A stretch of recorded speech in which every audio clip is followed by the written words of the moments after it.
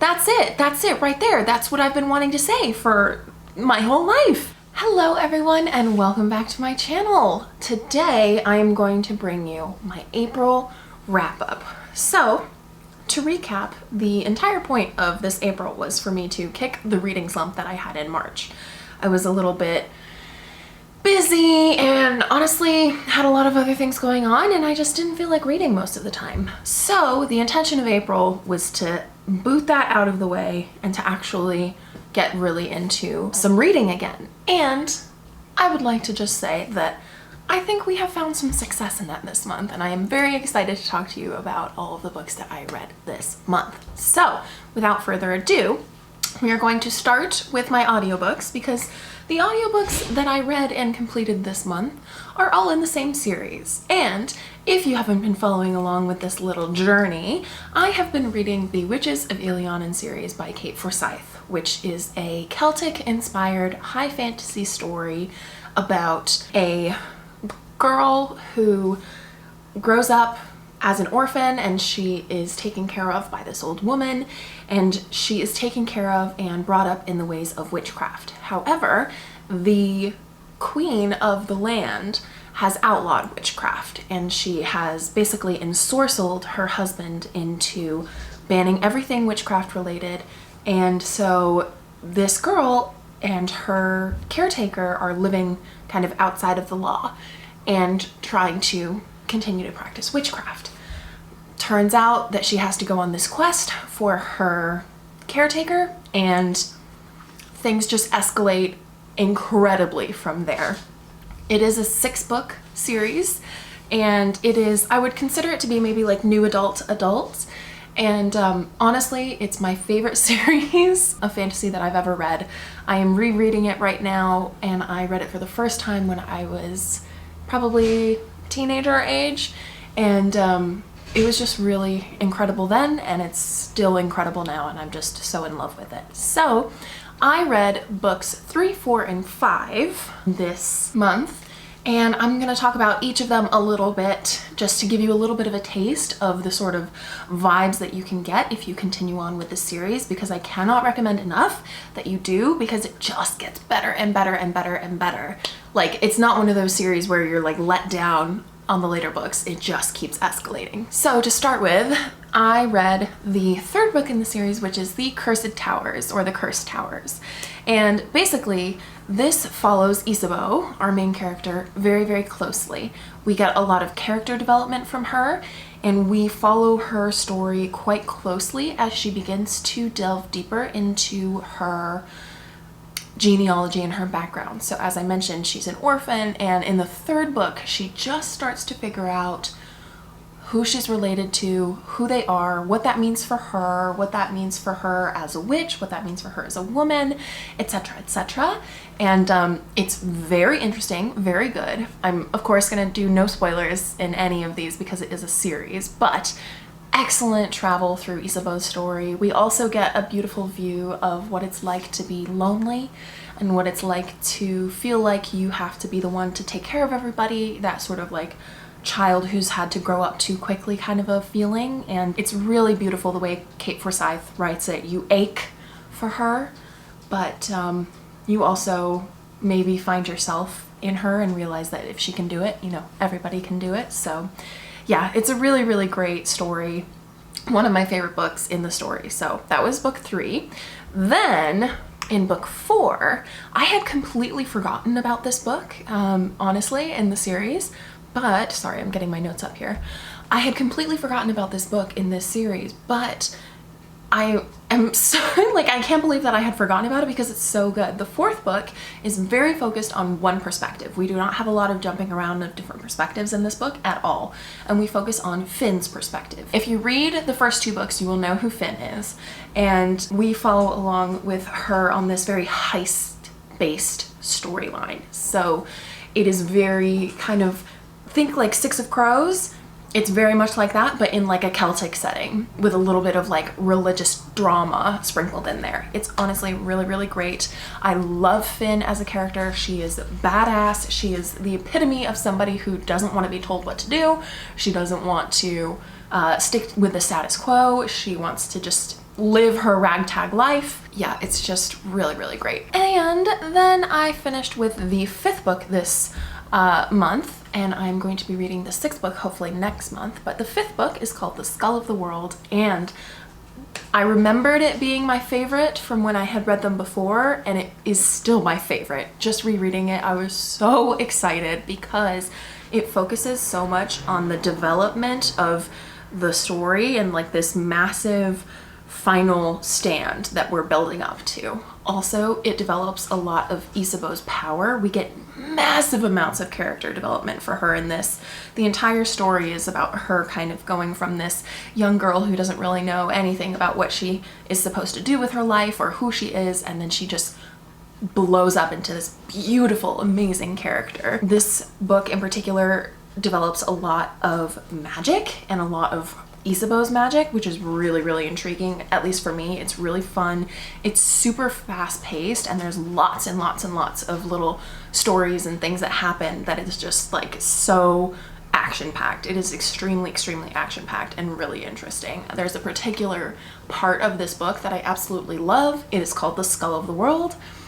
If you read the story, you will know what the Skull of the World is, and it's a story centered around that. So it's really, really, really great. Basically, I love that book. So I gave each of these books 5 stars because they're just incredible. It's just an incredible series. I wasn't bored for a second in any of them. I just wish that the 6th book, I'm just waiting with like everything that I have for my 6th book to be available on audiobook and Libby because I just want to finish it because it's so good. Anyway, so I read those 3 books this month in audiobook format, and it was so incredibly spectacular. And then let's talk about the books that I read in hardcover. Or in hard copy. So the first book that I want to chat about is The Song of Achilles. If you have seen my reading vlog, if you have seen my Instagram or my TikTok, any of those things, you will have seen my reaction to this book. It was intense. So if you don't know, Song of Achilles is a retelling of the story of Achilles. It is, I would consider it to be young adult to adult. Yeah, it's basically a retelling of the story of Achilles. So it's a fantasy novel, and it is set in Greece. It is beautiful. Madeline Miller's writing style was not what I was ready for, but it was so incredibly gorgeous. Number one, it's really fast paced. And as I mentioned, I was trying to kick this reading slump. So with the combination of those audiobooks that were just so great, and then also with this book that is just so fast paced, it was like the perfect cure for a reading slump. Also, the writing is so sensory. Like you feel the hot Greek sun, and you feel the, you smell the dusty roads and the sweaty people, and you can see the glistening of like the olive oil on people's hair and on their skin, and it's just wonderfully beautiful. Everybody talks about this book as being extremely sad. It did make me cry, which is a rarity for books, so I have to hand it to Madeline Miller for that. Also though, I would say I've had a few people reach out to me and tell me that they're like afraid of reading this book because they don't want to be like emotionally destroyed by it. I would say don't let that hold you back. It is sad, but almost in the best way that a book can be sad. If you read it, you'll understand. I ended up giving this a 5 out of 5 stars as well because I really loved it. I would totally recommend it. Fast paced. There really wasn't anything that I could see in here that was holding it back. The next book that I read and finished this month was The Art of War by Sun Tzu. So this book is a historical instructive text on the art of war. So Sun Tzu, he was a historical figure, a historical general in China, and he wrote this very, very well-known, interesting book all about the important things that you have to think about as a general in war and how to succeed in wartime and warfare. So I had to read this for my grad school class, actually. In my capstone class, my professor is very focused on our ability to build our portfolios and focus on our careers and kind of approach our lives and our careers in a very strategic manner. So she has a lot of like writing prompts and things for us to talk about in regard to how the art of war can be applied to our life. And I really liked it. So I was reading it for class and I just decided to read the whole thing because it's not very long, and I really enjoyed what he was saying. In particular, this might be kind of a strange thing to say, but I loved reading this just because in high fantasy stories there is so often warfare. There's oftentimes, you know, there's fights over territory, there's like regency fights, there's, you know, who knows, maybe there's like space fights and like some sci-fi fantasy things, like whatever. But the point is, so much of what Sanxue says in the Art of War is very similar to what you see in high fantasy books. Or you can look at the warfare in these high fantasy books and realize like, ooh, they shouldn't have done that, they should have done this, or like, oh yeah, that's that like type of high ground versus low ground that he's talking about, or like, oh yeah, the play, you know, so this character in this book always said this, and that's like really Sanxue-esque. Like, it's just very, very interesting to read this after having read so much high fantasy. So if you ever want to understand like the wartime scenes more in your books, I would recommend reading The Art of War because it kind of helps organize the thoughts and actually realize like the strategy. Yeah, definitely very interesting. I did not rate this one because it kind of felt to me like I would be reading a textbook or like a philosophy text. So yeah, I did not rate this one because I just didn't really have any, not that I didn't have any opinions on it, but I didn't feel like it was something that I should say is like a good book or a bad book. It was just informative of a certain topic. So, all right. And the last book that I read this month is Upstream by Mary Oliver. I finished this morning and it was not what I was expecting, but in a good way. So Mary Oliver is a very well-known American poet, and this is a collection of her essays. So basically these essays are all about nature, our relationship with nature, our relationship with life and death and humanity and animals and the relationship between us. It's just very, very interesting, and it had been recommended to me as something that is really nice and kind of gets you in like the nature mood. In particular, there was one thing for me that held this book back a little bit, and I think it was just the selection of which essays went into it. In the beginning, there's a lot of essays about animals and the area that she lives in and how she feels about growing up and how nature has influenced her like peace of mind and stuff like that. And then in the middle, all of a sudden we get this little collection of essays about other poets, and she sort of analyzes different themes in other poets' lives. And maybe I'm just a little ignorant on the importance of that, but it just felt very disjointed from the other essays, because then after this little like interlude, we go back to essays about where she lives and death and how death is related to animals and like the world and what happens when the world moves on and, you know, time marches on and things like that. And it's just, it was just a little like disconcerting for me. I liked the interlude essays. It just wasn't, I didn't feel like they were properly placed in this book.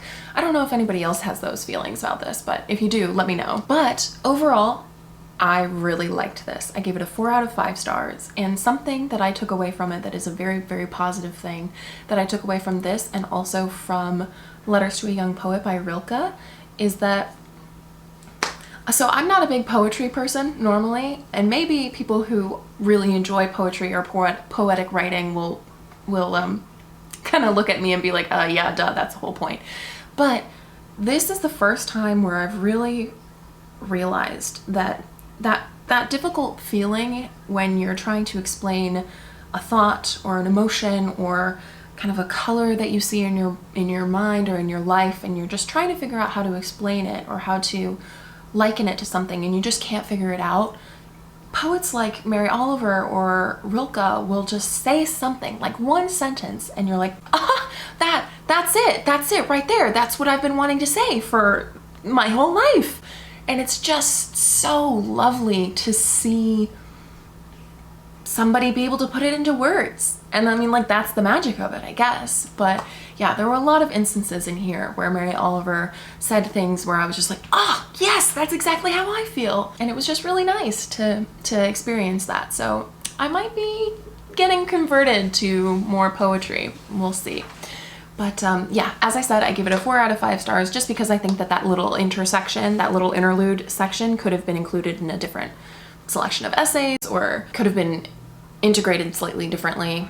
And then I want to just give an honorable mention really quickly to Prior of the Orange Tree. I said that I was going to read it this month, and I did start it. I am working my way through it. I am about a quarter of the way through. Again, it's 800 pages. I'm really enjoying it.